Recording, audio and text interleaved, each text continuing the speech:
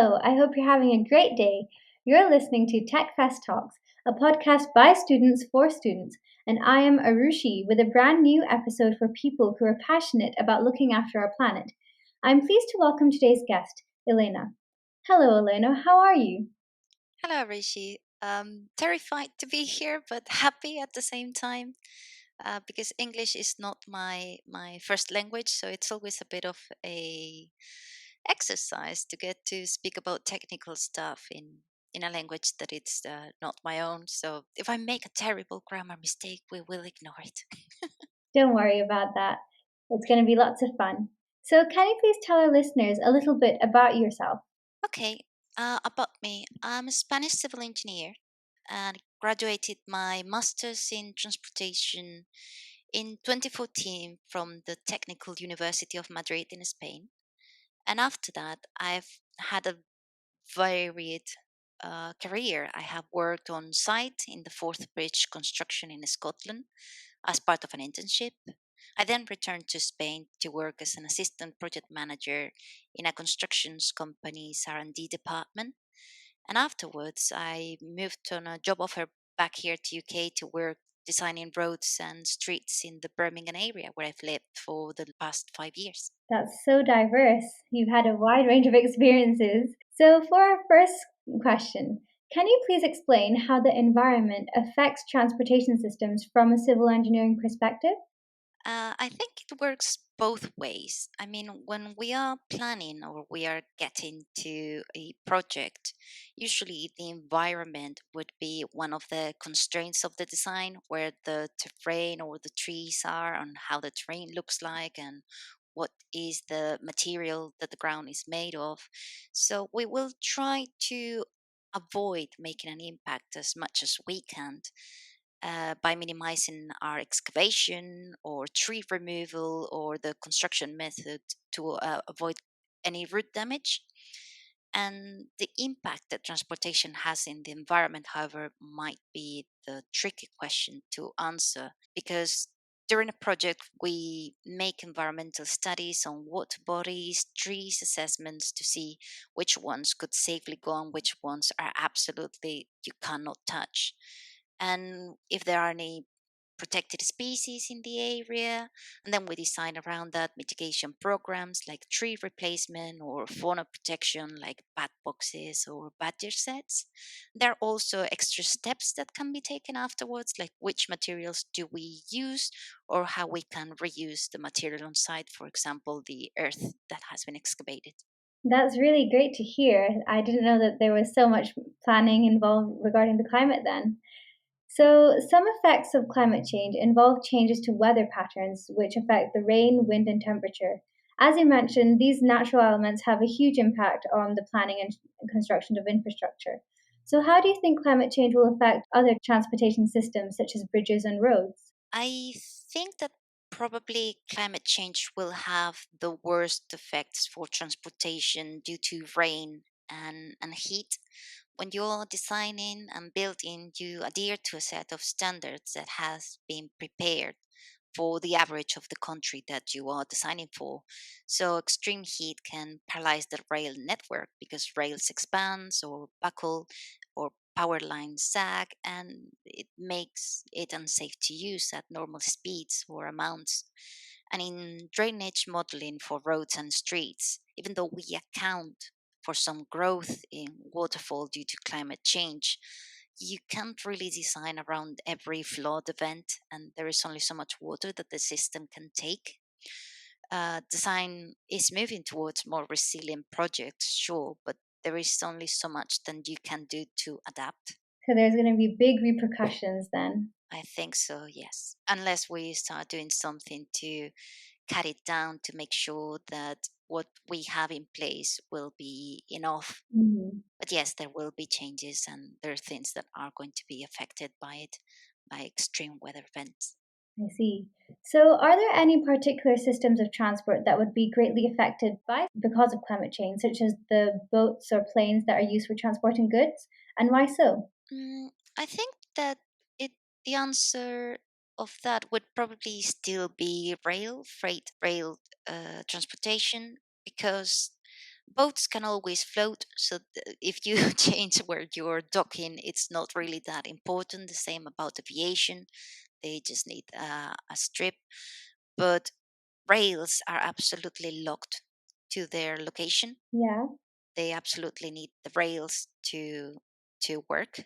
And even though all of them will be affected at some point, I think that the heat, the extreme events, the cold, the floods, all of that will have more damage to the ground and to the railway system. And a lot of countries' freight transportation would be compromised, even if we have designed a redundant system. So that's going to have a big impact then, because a lot of the world depends on railway for moving around and transporting things. There is a lot of freight transportation. It's very common to think about those very, very long trains in Australia. And it's not something that you really know the numbers, but there is a lot of food and a lot of material moving around within a country and within Europe on rails. So any flooding, for example, will damage the ground where the rail sits, and if the rail is compromised, you will have to have maintenance. You will need to make sure that it's safe before use. And if it's flood, of course, you cannot take the train and move it around and go 10 meters up the hill because there are no rails there. Yeah, of course. So, how are the effects of climate change being currently tackled in your area of expertise? Well, this year, the Institution of Civil Engineers, the ICE, has focused a lot on carbon emissions and greenhouse gases and the effect that infrastructure, our specialty, has on the world and the environment. They specifically mention how we are the great enabler because we create the infrastructure, but its use is what will produce most of the carbon footprint because we create things that have 80 or more years of use ahead of them. We enable environmental and friendly behaviors with our designs. It's a consideration that is coming to be asked on how we can introduce change because we can influence how the infrastructure is used. For example, if I have a road that is congested and I add a third lane, traffic will move better for a while, but because more car will use that route, now that is better. Am I making it worse in an environmental perspective? However, what if I make that third lane a bus lane and I have bus priority at junctions? Then I will be promoting the use of public transportation system. I've been lucky in my career so far that most of the projects that I've worked on have had a very clear environmental side. And it's been heartwarming to see that in the last 2 years, there is an increased demand of environmental friendly scheme like pedestrianization of urban centers or active traveling routes, which means bicycles Hmm. and bus lanes. Wow, that's so interesting to hear that there's so many different considerations you have.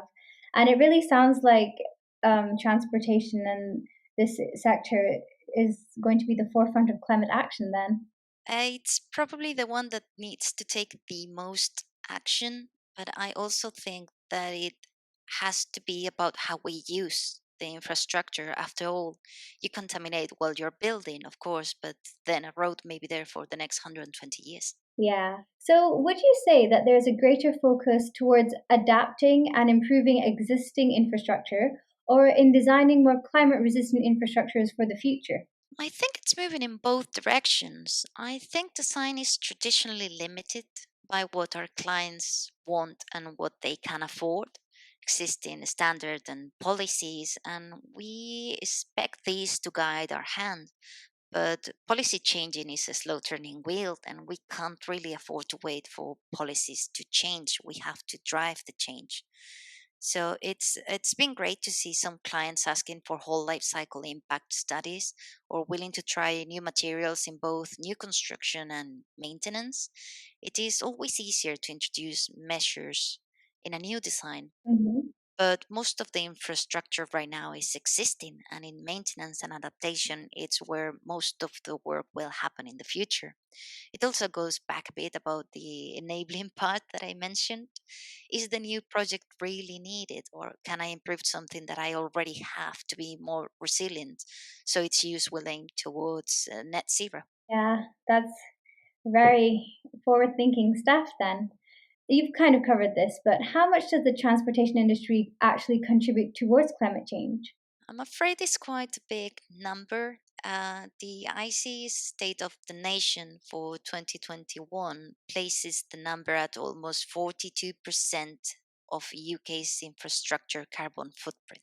Oof.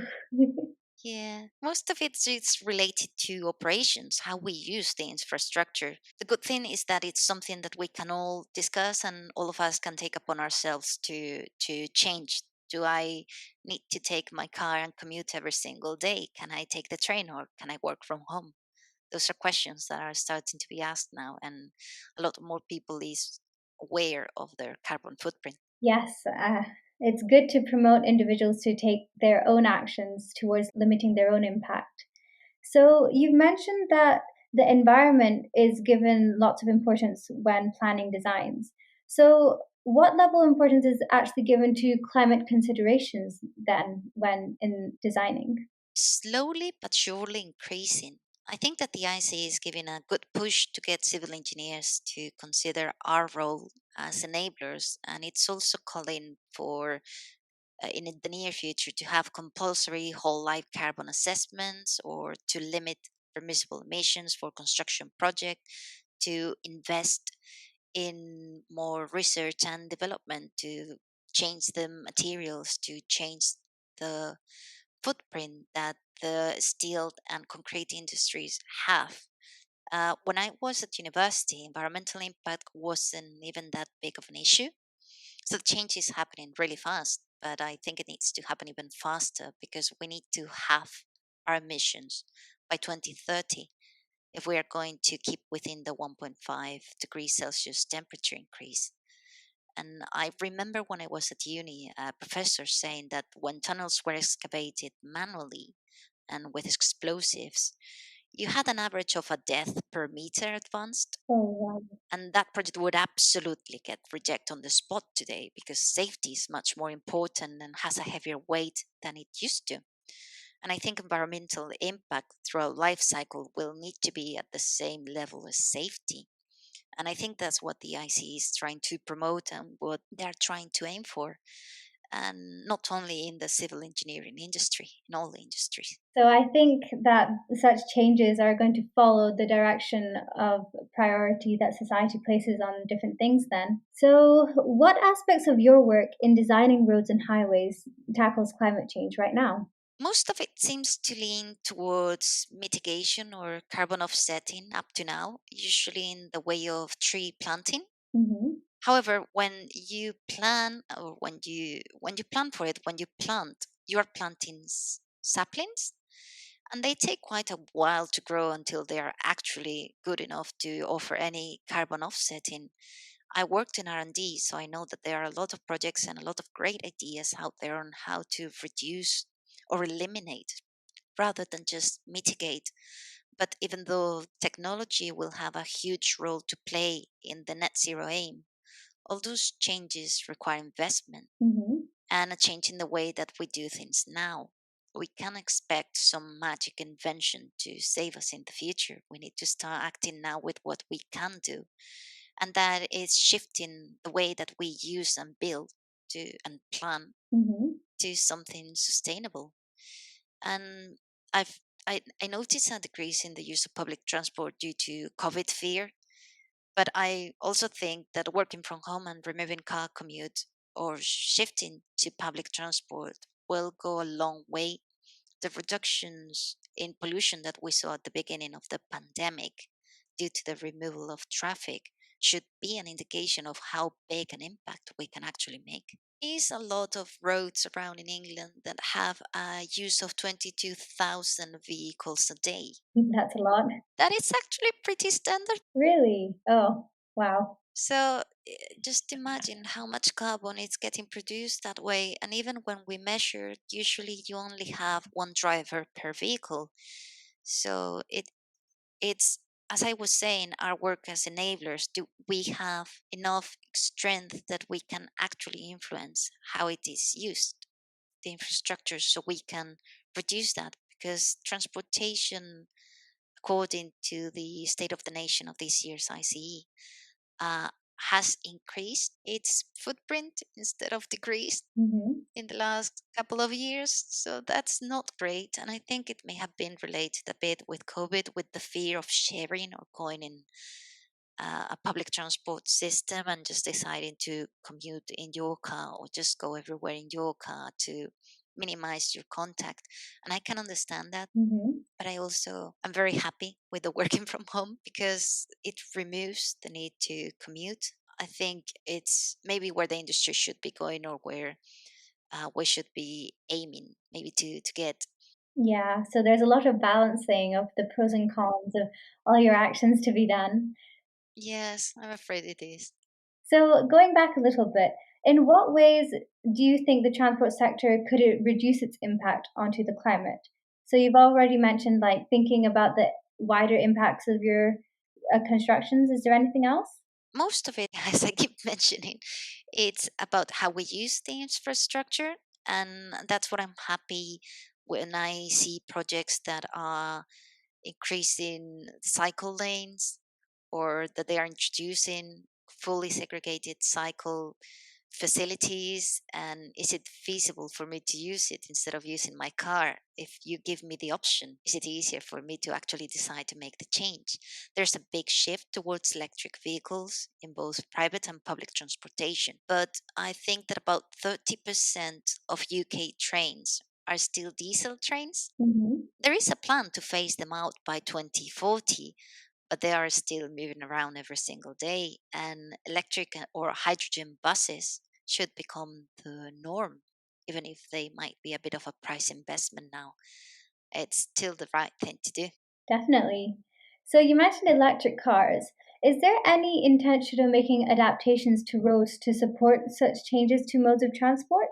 Well, electric vehicles need charging points because they feed off the battery to move. And at the end of their life cycle, you need the safe recycling of the batteries. And hydrogen cars, for example, need to pump hydrogen.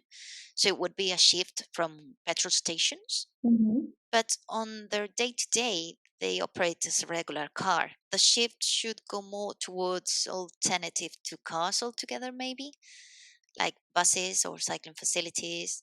Because, yes, an electric car is a zero emissions car, but you still need to charge it. And today, not all electricity is green. Hmm. There's been some projects that I've seen and some investigation about the idea of having power lines that will feed buses, for example. So buses will look more like trams, but on wheels, Yeah. and all those similar designs. But it would be complicated to make it to normal cars because they have a very varied range of heights. So they may tangle with the power cables, or induction road. I remember it being spoken about, but right now, no car can charge by induction. They have a full battery and they move on that. It's also usually a bad idea to embed things into the pavement, because if anything breaks, you have to break the pavement, and that's usually expensive and slightly contaminating. It's either concrete or bituminous materials. Yeah. So even though there are some projects, most of it it's going around the use of it, the petrol station, the gas stations, and similar things. Yeah, I suppose it's difficult to compete with the convenience of personal cars then. It is, unfortunately, it is, because we are very used to it, and we are usually very happy to be in our own car without any other consideration. I, for example, I don't like cars. I shouldn't say that. I'm the I'm the road designer who doesn't drive. Wow. I don't own a car because I lived in a place that it's well communicated by train. So I usually walk places, or use the train to go places if I need to, or to commute. So for me, it doesn't make sense to have a car, either electric or diesel right now. But it's difficult to give away. And there's, of course, there's times that I would absolutely love to have my car to go away for a weekend. But if the train is not going there, I'm limited. Yeah, but definitely walking and manually moving, it's definitely really good for your health. Yeah, yeah, it keeps me healthy. Definitely. Finally, what do you think is the long term impact of climate change on your work? Do you think there's going to be a massive change in the way infrastructure is designed, or will it be something more to do with the materials that you use? Well, I think climate change will end up affecting all works because up till now we have been doing things like they've always been done back when we didn't know the implication of what we were doing. Now the materials, of course, need to change. The production of these materials need to change. The repair systems, a shift towards less contaminating or polluting production and use will happen, and it needs to happen. Maybe the design per se will not change that much, but how we go about using and building definitely will. Wonderful. This was a brilliant podcast. Thank you so much for your time. Thank you for having me.